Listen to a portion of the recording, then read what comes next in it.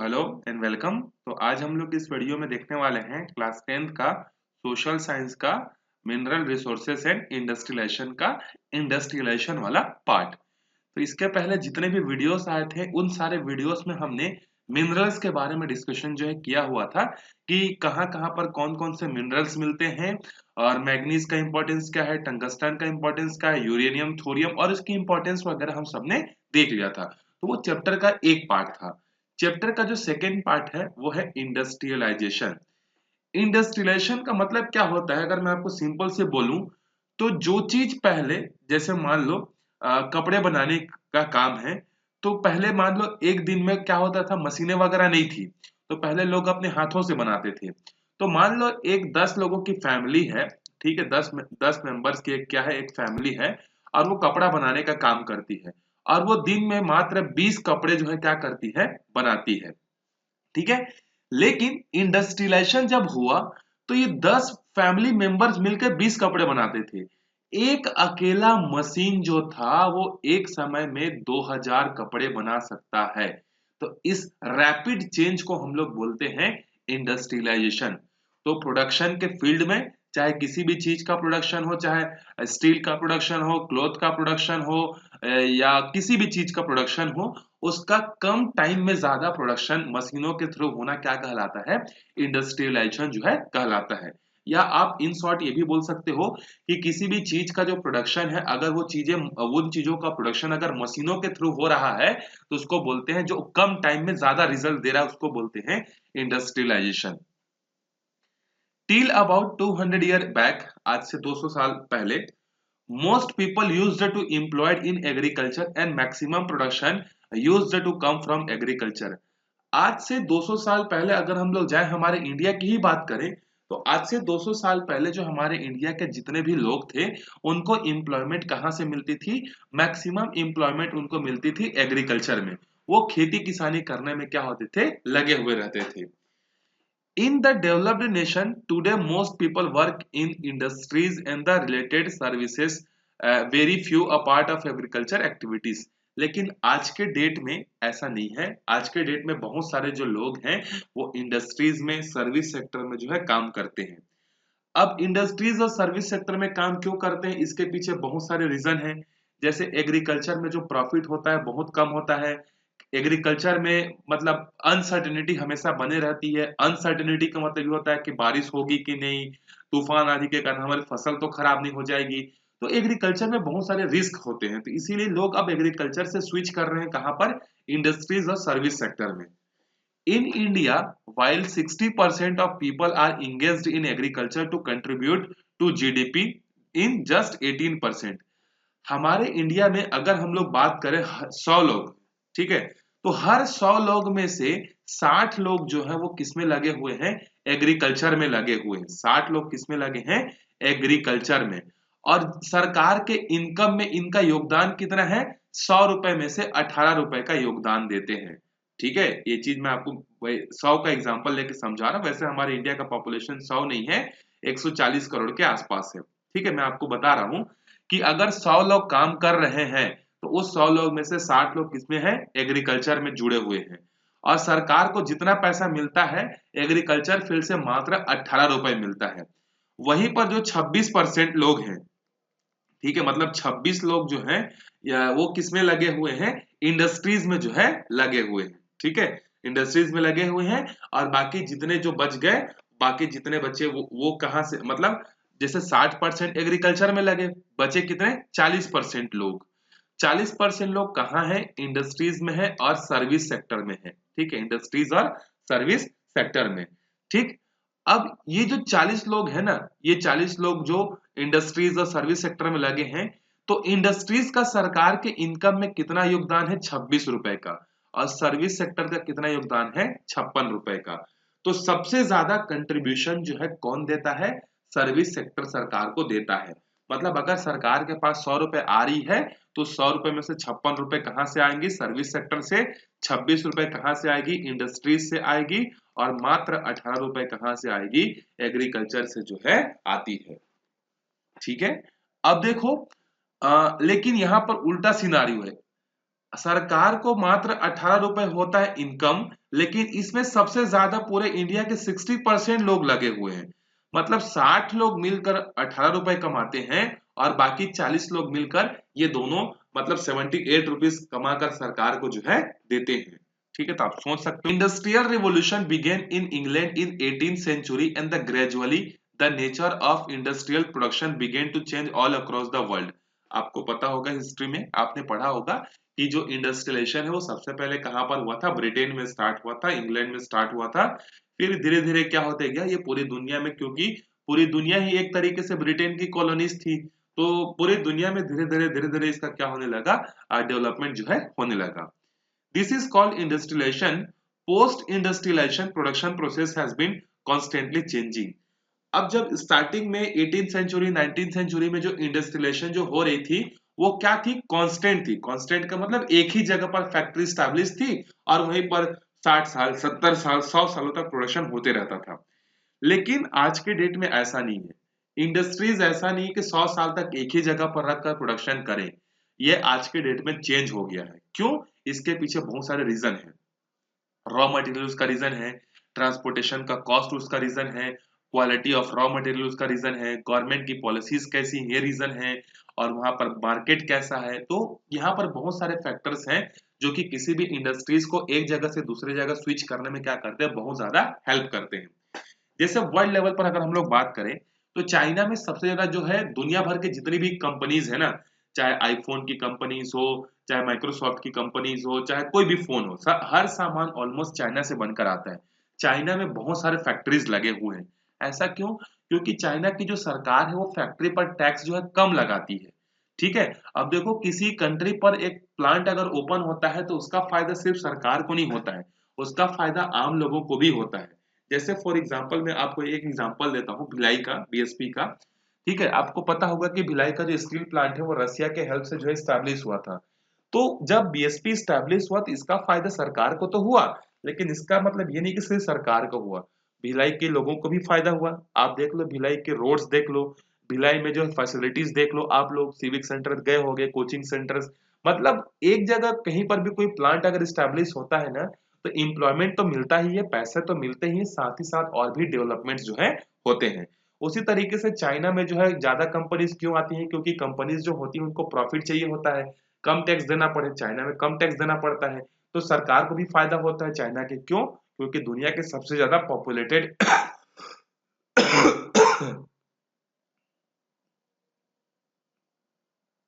दुनिया की सबसे ज्यादा पॉपुलेटेड कंट्री कौन सी है? चाइना है। तो लोग भी ज्यादा हैं तो उनको एम्प्लॉयमेंट चाहिए, तो सरकार, वहां की सरकार बहुत अच्छा दिमाग लगाती है कि टैक्सेस जो है कंपनी से कम लेती है, बदले में चाइना के लोगों को जो है क्या मिलता है, एम्प्लॉयमेंट मिलता है। तो फैक्ट्री एक जगह लगता है लेकिन उसका फायदा पूरे आसपास के रीजन को, पूरे देश को जो है होता है। अब कहां पर फैक्ट्री लगेगी, इसको बहुत सारे फैक्टर डिसाइड करते हैं, उसी के बारे में अभी हम लोग पढ़ने वाले हैं। Factor impacting establishment of industries. किसी भी जगह पर इंडस्ट्रीज अगर स्टैब्लिश करनी है तो उसके पीछे क्या क्या फैक्टर्स जो है होते हैं। One of the feature of modern industries is that they are extremely mobile and the constantly keep changing their location. अगर हम लोग आज के डेट में जो मॉडर्न इंडस्ट्रीज हैं उसकी बात करें, तो मॉडर्न इंडस्ट्रीज की सबसे स्पेशल बात ये क्या है कि ये कांस्टेंट नहीं है, ये बार बार अपना लोकेशन जो है क्या करती है, चेंज करती रहती है। क्यों? आगे देखते जाओ। Many regions which got industrialized where hundreds of the factories were established and the lakhs of labor are settled and the disreputable today because of the industries have the migrated। देखो, जब initially जब industrialisation हुआ था तो वहां पर कई सारे सैकड़ों फैक्ट्रियां लगी हुई थी और कई लाख मजदूर वहां पर क्या करते थे, काम करते थे। लेकिन आज के डेट में ये सारे फैक्ट्रीज बंद हो गई हैं। In 1970s, most important cities in India such as Mumbai, Delhi, Chennai, Indore, etc. had huge cloth mills। 1970s की बात करें तो सबसे ज्यादा कपड़े की जो मिल्स थी वो कहाँ होती थी? मुंबई में, दिल्ली में, चेन्नई में, इंदौर में, क्योंकि उस समय ट्रांसपोर्टेशन फैसिलिटीज इन्हीं जगह पर अवेलेबल थी। लेकिन आज के डेट में ऐसा नहीं है। In the 1980s, Almost all these are closed down and the power loom that are produced at much much faster rate come up in the absolutely new location. और 1980s के आसपास ये सारी फैक्ट्रीज बंद हो गई और फैक्ट्रीज कहाँ पर ओपन हुई? फैक्ट्रीज जो है दुनिया मतलब हमारे इंडिया के अलग अलग लोकेशंस पर जो है हुई और ऐसे फैक्ट्रीज स्टैब्लिश हुई जो कि पहले जो मुंबई दिल्ली चेन्नई में जो फैक्ट्रीज लगी हुई थी उनके प्रोडक्शन से ज्यादा प्रोडक्शन करने वाली फैक्ट्रीज जो है स्टैब्लिश हुई. Similarly, in America, factories in areas which had huge car production facilities have closed down. Similarly जैसे हमारे इंडिया में पहले दिल्ली मुंबई में ही कपड़े का प्रोडक्शन होता था वो बंद होकर बाकी दुनिया के बाकी देश के अलग अलग जगहों पर ज्यादा अमाउंट में होने लगा. उसी तरीके से अमेरिका में पहले जहां पर कार का प्रोडक्शन बहुत ज्यादा अमाउंट में होता था अब वो बंद हो गए हैं. अब वो छोटे छोटे अलग अलग जगहों पर जो है क्या हो गए ब्रेक हो गए हैं. पहले क्या था पूरा का पूरा एक कार है जो अमेरिका ही बनाता था उसका टायर से लेके इंजन से लेके सीट कवर से लेके हैंडल से लेकर हर चीज अमेरिका में ही बनता था. लेकिन आज के डेट में ऐसा नहीं है. Today's industries are divided into small units and the spread across the world. आज के डेट में ऐसा नहीं है. कोई भी चाहे एक बाइक ही ले लें या अगर हम लोग एक कार की ही बात करें या ट्रक की बात करें कोई भी देश में पूरा का पूरा सामान जो है नहीं बनता. इवन हमारे इंडिया में भी जो कार मैन्युफैक्चरिंग होती है बाइक्स मैन्युफैक्चरिंग होती हैं मोबाइल्स मैन्युफैक्चर्ड होते हैं वो हर सामान इंडिया में ही नहीं मिलता है. वो पूरी दुनिया में बटा हुआ है. कुछ जैसे टायर जो होते हैं जापान से आ गए इंजन अमेरिका से आ गया हैंडल यहाँ से आ गया ये यहाँ से आ गया. तो इस तरीके से अलग अलग दुनिया के अलग अलग लोकेशन से क्या किया जाता है सामान को मतलब लाया जाता है एक जगह पर और उन एक जगह पर लाकर उन सबको क्या किया जाता है मतलब कंबाइन किया जाता है यूनाइट किया जाता है और एक सामान जो है बनता है. अब आपके दिमाग में क्वेश्चन ये आ रहा होगा अगर आप ध्यान से सुन रहे होगे तो कि सर ऐसा क्यों है कि एक ही जगह पर सब चीज का प्रोडक्शन क्यों नहीं होता. हम लोग बाकी अलग अलग दुनिया से जो है सामान क्यों मंगाते हैं टायर यहाँ से क्यों मंगाते हैं इंजन यहाँ से क्यों मंगाते हैं ऐसा क्यों होता है. तो देखो उसके पीछे बहुत सारे कारण हैं. देयर आर मेनी फैक्टर्स बस the determining factors is the profit. देखो कोई भी कंपनी जो है लगती है किस रीजन से जैसे मैं एक कंपनी ओपन करना चाहता हूँ ठीक है मैं एक फैक्ट्री ओपन करना चाहता हूँ तो मेरा मकसद ये तो नहीं कि मैं फैक्ट्री ओपन करके लोगों का क्या करूं मैं लोगों के भलाई के लिए ही काम करूं. मेरा फैक्ट्री अगर मैं करोड़ों रुपए खर्च कर रहा हूँ इसका मतलब सिंपल सा है कि मेरा पर्पस क्या प्रॉफिट अर्न करना. तो मेरे को जहां पर जैसा प्रॉफिट मिलेगा उस चीज को मैं क्या करूंगा वहीं पर लगाऊंगा. तो मेन ये मोटिव ये होता है जो इंडस्ट्रियलिस्ट होते हैं उनका कि मैं क्या करूं प्रॉफिट ज्यादा से ज्यादा अर्न करूं. अब मैं आपके क्वेश्चन का आंसर जो है एक सिंपल से एग्जांपल से देता हूं कि सामानें जो होती हैं दुनिया के अलग अलग कोने में क्यों बनती हैं और वहां से हम लोग मंगा कर जो है क्यों उनको ज्वाइन करते हैं. जैसे देखो मान लो आपको क्या करना है समोसा खाने का मन कर रहा है ठीक है तो आप चाहते हो कि समोसा में 2 पीस खा लो मेरा हो जाएगा. तो आपके पास दो ऑप्शन है कि या तो आप जाओ दुकान जाओ वहां से आटा खरीदो ऑयल खरीदो नमक खरीदो आलू खरीदो सब चीज को खरीद कर लेकर आओ फिर उसको उबालो फिर ऑयल गरम करो फिर बनाओ फिर खाओ. एक ऑप्शन तो ये है. दूसरा ऑप्शन ये है कि आपको समोसा सिर्फ और सिर्फ क्या करनी 2-3 ही खानी है. दूसरा ऑप्शन ये है कि आप किसी रेस्टोरेंट में चले जाओ ठीक है. तो दोनों में से सस्ता कौन सा पड़ेगा आंसर है आप रेस्टोरेंट में जाकर खा लो आपके टाइम के हिसाब से मिल जाएगा. जैसे गए भैया 3 प्लेट समोसा दो करके तुरंत मिलेगा आपको. लेकिन जब आप खुद से बनाने जाओगे तो टाइम लगेगा कि नहीं लगेगा. तो सेम चीज यहाँ भी होता है. अगर किसी भी मशीन का पार्ट्स अगर हम लोग खुद बनाने लगेंगे तो एक तो वो बहुत ज्यादा हमको कॉस्टली मिलेगा ठीक है क्योंकि सामान जो होंगी मैं दुकान जाऊंगा बाइक चालू करके दुकान से आटा खरीद कर लाऊंगा मेरा 10 रुपए का पेट्रोल तो ऐसी बाइक से खर्च हो गया ठीक है. उसके बाद मैं ऑयल लेने जाऊंगा फिर उसके बाद आलू लेने जाऊंगा फिर आलू को उबालूंगा. तो सामानों को लाने में जो खर्चा है वो बहुत ज्यादा हो जाता है. तो खुद से मैन्युफैक्चरिंग करने से अच्छा है कि हम लोग दुकान से जाकर उस चीज को खरीद के लेकर आ गए ना जो रेडीमेड हमको मिल रहा है. तो यही चीज है कि चीजें हमको सस्ती चाहिए. हम लोग खुद से बनाएंगे तो वो चीजें महंगी हो जाएंगी. तो इसीलिए जैसे कुछ सामान जो होती है जैसे आयरन है हमारे इंडिया में आयरन सबसे ज्यादा मिलता है मतलब बहुत ज्यादा सबसे ज्यादा तो नहीं बोल सकते बहुत ज्यादा अमाउंट में मिलता है.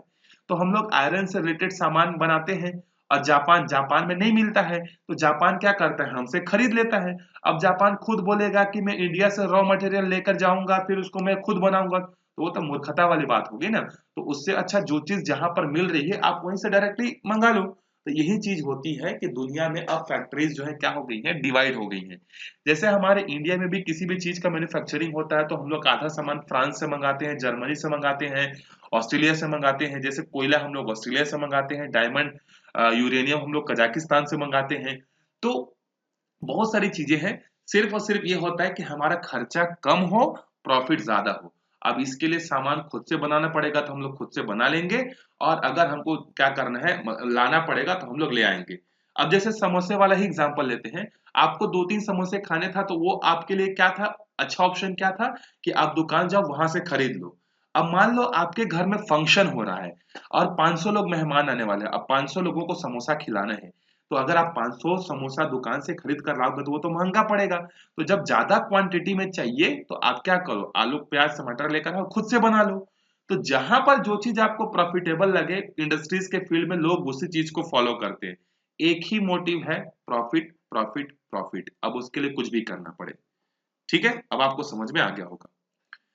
At any point of time, capitalists will invest in the setting a factory in a location that is most profitable for them, will continue to do so only as long as it is still more profitable in the other location.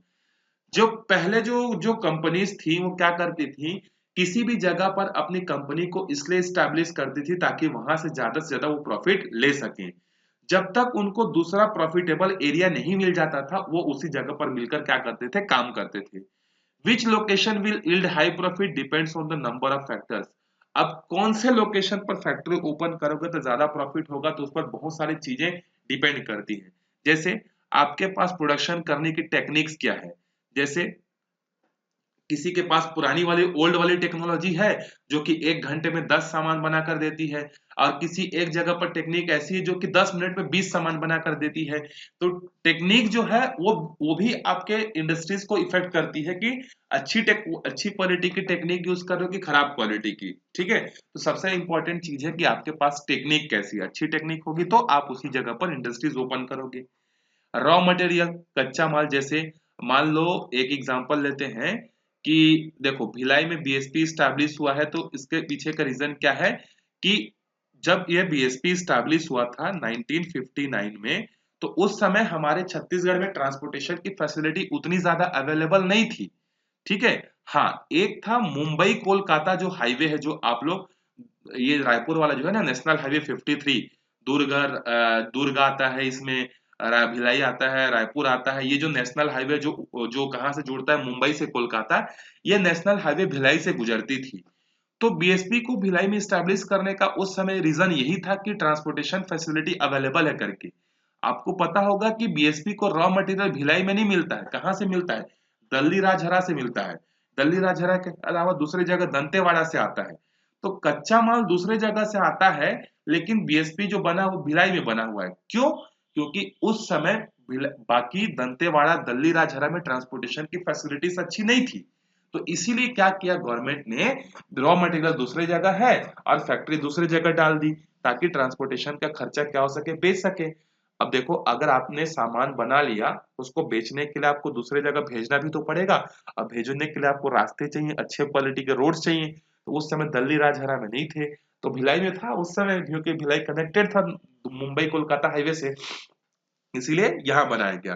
तो दूसरा reason है raw material, तो एक reason होता ही है, जहां पर raw material होगा वहां पर लगाया जाता है। ट्रांसपोर्टेशन फैसिलिटीज, भिलाई के एग्जांपल ले लो। मार्केट कहां पर अवेलेबल है, industrial and taxation policy of state in the most important availability of the skilled and the low paid labour. दूसरा चीज इंडस्ट्रीज को स्टैब्लिश करने में ये इफेक्ट करता है कि जिस स्टेट पर आप फैक्ट्री लगाना चाहते हो उस स्टेट पर टैक्स कितना देना पड़ेगा सरकार को। जैसे कुछ जगह है, जैसे मुंबई है, दिल्ली है, वहां पर टैक्सेस जो है ज्यादा लगती हैं, जबकि बाकी जगह पर टैक्सेस कम लगती हैं। तो कंपनीज क्या चाहेंगी, जहां पर उनको कम टैक्स देना पड़े वहां पर ओपन हो। इसके अलावा एक और चीज पर डिपेंड करता है कि लेबर, मतलब स्किल्ड लेबर जो है सस्ते दामों पर कहाँ पर मिलेंगे। तो ऐसे जगहों पर जो है क्या किया जाता है, इंडस्ट्रीज जो है ओपन किया जाता है। अब आप दिल्ली में जाकर एक फैक्ट्री ओपन करोगे तो जमीन खरीदोगे तो जमीन ही करोड़ों रुपए का होगा। ऊपर से अब अगर आप वहां पर लेबर मंगाओगे तो लेबर तो ऐसे ही बहुत सारे महंगे होंगे। तो दिल्ली में फैक्ट्री ओपन करने से ज्यादा अच्छा है कि आप दूर दराज वाले इलाके पर ओपन करो, जिससे आपको सस्ते और स्किल्ड लेबर जो है मिल जाए। तो ऐसे बहुत सारे फैक्टर्स होते हैं जिन पर डिपेंड करता है, और इन सब चीज को ध्यान में रखते हुए सोच समझ कर क्या करती हैं कंपनियां, जो है फैक्ट्री क्या करती हैं अपना ओपन करती है। ऐसा नहीं कि मेरा मन किया तो यहाँ पर मैं ओपन कर दूंगा। आप भी जब दुकान ओपन करना चाहते हो, जैसे आप लोग देखे होंगे कि मान लो आप एक दुकान खोलना चाहते हो, होटल खोलना चाहते हो, तो अब होटल ऐसे जगह पर खोलोगे जहां पर लोग आते जाते हो। ऐसे जगह पर तो नहीं खोलोगे कि जहां पर जो है कोई आता जाता ही नहीं होगा। ठीक है, जैसे मान लो मैं आपको एक एग्जांपल देता हूँ। मान लो आप एक बुक डिपो ओपन करना चाहते हो, एक स्टेशनरी ओपन करना चाहते हो, तो आप स्टेशनरी कहाँ पर ओपन करोगे? तो जहां पर बच्चे आते हो, जहां पर स्टूडेंट हो, स्कूल के आसपास, कॉलेज के आसपास, कोचिंग के आसपास ओपन करोगे, तभी तो आपकी दुकान चलेगी ना। ऐसा तो नहीं कि आप अपना स्टेशनरी जो है किसी जाके शराब दुकान के सामने खोल रहे हो, तो शराब दुकान के सामने अगर आप जाकर बुक डिपो ओपन करोगे तो वो ऑब्वियस सी बात है, चलेगा नहीं। तो इसी तरीके से जहां पर मैक्सिमम प्रॉफिट हो सके, ऐसे जगह पर जो है लोग जो है ढूंढते रहते हैं, कंपनीज जो है ढूंढती रहती हैं कि कहां पर हमको मैक्सिमम प्रॉफिट जो है मिले करके। उसके बाद देखो आगे, अगला है transport resources were much less developed in the 18th and 19th century. वही चीज बोल रहा है कि 18th और 19th सेंचुरी में ट्रांसपोर्टेशन फैसिलिटी उतनी डेवलप्ड नहीं हुई थी। Huge quantity of iron ore and coal were used to prepare the small quantities of steel। उस समय बहुत ज्यादा कोयले का, आयरन का यूज किया जाता था थोड़े से अमाउंट में स्टील बनाने के लिए, क्योंकि टेक्नोलॉजी उतनी अच्छी थी नहीं। So steel plants were set up near the mines. इसीलिए जो स्टील जो प्लांट्स होती थी, उसका खर्चा कम करने के लिए जो लोग हैं वो इंडस्ट्रीज को कहाँ पर लगाती थी?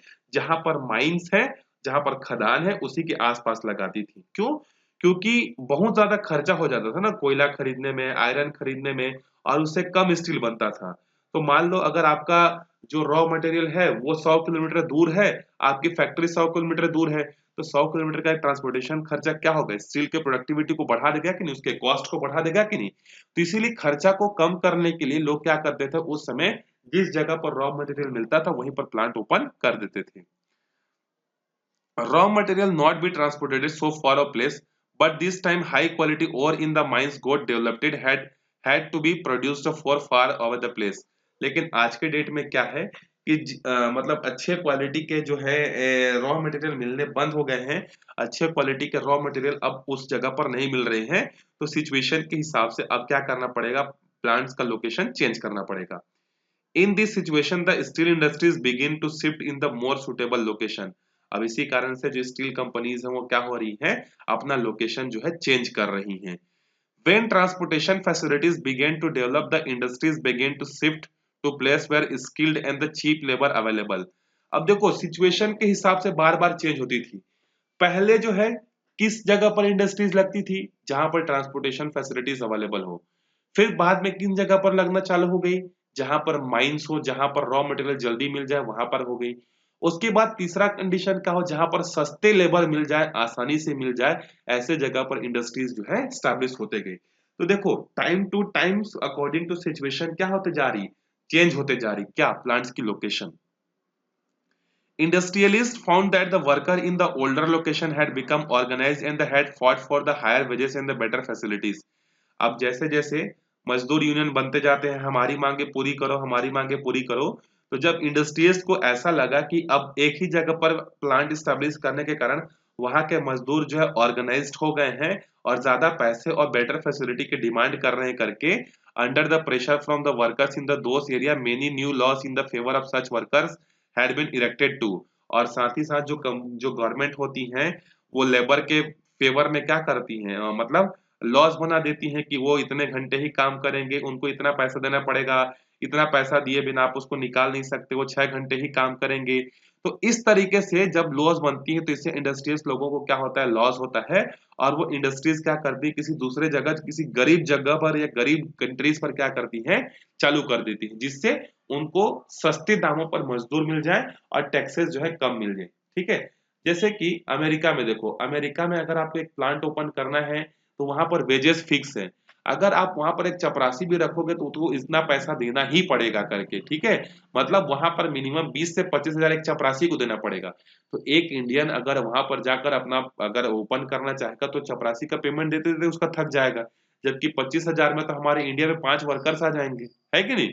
तो वही चीज है कि मतलब गवर्नमेंट जो है इस तरीके से रूल्स बना देती है कि इतना पैसा आपको देना है, इतने घंटे ही आप काम कराओगे, ज्यादा उसको आप टॉर्चर नहीं करोगे करके।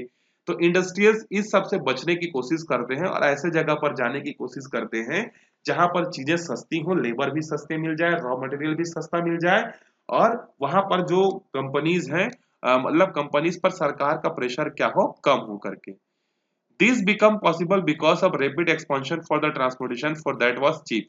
और ये सब पॉसिबल क्यों हुआ? क्योंकि आज के डेट में एरोप्लेन है, शिप है, जहाज, हर चीज है, फैसिलिटीज क्या हो गई, डेवलप्ड हो गई, तो जिससे सामानों को एक जगह से दूसरे जगह पहुंचाना सस्ता हो गया है। तो अब की कंपनीज क्या सोचती हैं किसी भी जगह पर प्लांट स्टैब्लिश करने से पहले, कि लेबर सस्ते मिलेंगे, जमीन सस्ता मिलेगा, पानी सस्ता मिलेगा कि नहीं, इन सब चीजों को देखते हैं। पहले रॉ मटेरियल को देखते थे, ट्रांसपोर्टेशन फैसिलिटीज को देखते थे, टैक्स कितना लग रहा है उसको देखते थे, लेकिन according to situation, according to environment, according to scenario, हर चीज चेंज होते जाती है। बस हर इंडस्ट्रियलिस्ट का एक ही मोटिव है, maximum profit, maximum profit, maximum profit. For example, iron ore mined in Dantewada is transported 250 kilometers away to Visakhapatnam port through the pipeline in the slurry form. देखो, रॉ मटेरियल कहाँ निकलता है? दंतेवाड़ा में। उसको भेजते कहाँ है हम लोग? विशाखापट्टनम में। तो हम लोग दंतेवाड़ा में ही फैक्ट्री क्यों नहीं ओपन कर लेते? उसके पीछे रीजन है, दंतेवाड़ा में ट्रांसपोर्टेशन फैसिलिटीज उतनी अवेलेबल नहीं है। तो हम लोग क्या करते हैं, दंतेवाड़ा से माइनिंग करते हैं और उसको पाइपलाइन के थ्रू जो है विशाखापट्टनम हम लोग भेज देते हैं, स्लरी बनाकर। मतलब पहले आयरन को मिक्स कर देते हैं कंकड़ पत्थर जैसा, और उसको पाइप में डाल देते हैं, फिर वो 250 किलोमीटर चलते चलते विशाखापट्टनम पहुंच जाता है। There the slurry is made into pellets in the exported. वही पिलेट्स के फॉर्म में, छोटे छोटे टुकड़ों के फॉर्म में कर दिया जाता है। It is called the Kirandul Visakhapatnam slurry pipeline. इसको क्या बोलते हैं हम लोग? किरांदुल विशाखापट्टनम स्लरी पाइपलाइन जो है बोलते हैं। A similar pipeline projected exist in the Odisha too. इसी तरीके का एक और प्रोजेक्ट कहां पर है? उड़ीसा में भी बना हुआ है। ठीक है, तो अब देखो, ट्रांसपोर्टेशन में डालोगे तो क्या होगा, बार बार आपका जहाज या एरोप्लेन से भेजोगे तो एरोप्लेन का खर्चा आएगा, ट्रक से भेजोगे, रेलवे से भेजोगे तो बार बार जब भी जाएगा सामान लेकर तब भी खर्चा लगेगा। तो उससे अच्छा क्या है, पाइप लगा तो एक बार खर्चा है, बार बार भेजते जाओ, भेजते जाओ, भेजते जाओ, कोई दिक्कत नहीं है। तो ये जो पाइपलाइन है ये क्या है? स्टेबल है। अगर पाइपलाइन नहीं होता तो बार बार हम लोग ट्रक से भेजते तो ट्रक का पेट्रोल का खर्चा लगता, फिर आने का खर्चा, फिर जाने का खर्चा। तो उससे अच्छा स्लरी बनाओ, पाइप में डालो, भेज दो जब मन चाहे। ठीक है, तो इससे खर्चा भी क्या होता है? कम होता है। टेक्नोलॉजी डेवलप्ड हो गई तो हम लोग हर चीज जो है कर सकते हैं। ठीक है, अब हम लोग इसके बाद अगले वीडियो में देखेंगे। ये देखो, ये है पिक्चर वहां का, दंतेवाड़ा का, जहां पर जो है किरांदुल से जो है ये चीज जो है भेजी जाती है, कहां पर? विशाखापट्टनम। ये इतना बड़ा पाइप के थ्रू जो है भेजा जाता है। अगले वीडियो में हम लोग देखेंगे कि रॉ मटेरियल जो होता है वो किस तरीके से किसी इंडस्ट्रीज के सेटअप को जो है इफेक्ट करता है। तो मैंने आपको एक ओवरव्यू दे दिया कि किस तरीके से टाइम टू टाइम डिमांड के हिसाब से ट्रांसपोर्टेशन इंडस्ट्रीज जो है किस तरीके से अपना लोकेशन बार बार चेंज करती रहती है। एंड आई होप आपको समझ में भी आया होगा। तो मिलते हैं अगले वीडियो में, तब तक अच्छे से प्रैक्टिस करते रहो। Bye bye.